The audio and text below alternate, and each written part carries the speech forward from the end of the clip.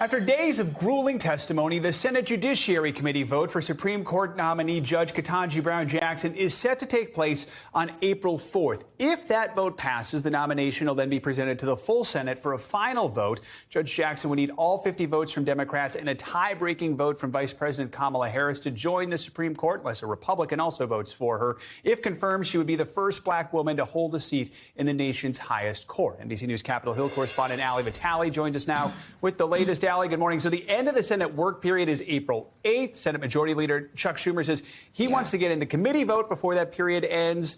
Any chance we could be looking at a vote for Jackson this week? Where is this going now? Yeah, he wants to do the committee vote and the full Senate vote all before April 8th. The committee vote piece is where things get a little bit slower. And again, when the Senate says they want to do things quickly, that means weeks, not necessarily days or hours. So we got to amend our view of how quickly time can pass in the Senate. However, the process as it lays out right now is this. Today is the first day where the judiciary is going to meet on the Ketanji Brown Jackson nomination. It's the Judiciary Committee's markup. Then, because of the committee's rules, there has to be a week between this markup meeting and when the committee can actually vote on her nomination.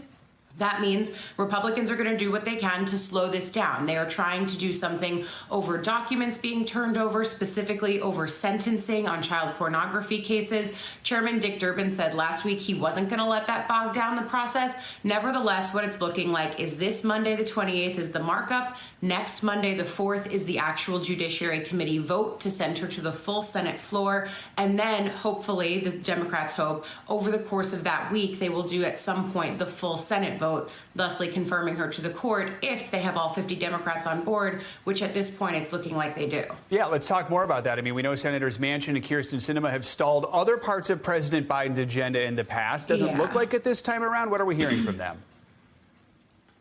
Well, look, we heard from Manchin last week saying that he was going to support the Jackson nomination. At this point, no ripples in the water on the Democratic side. The thing we're really looking towards is if this is going to be all Democrats plus Vice President Kamala Harris, or if it's going to be bipartisan in nature.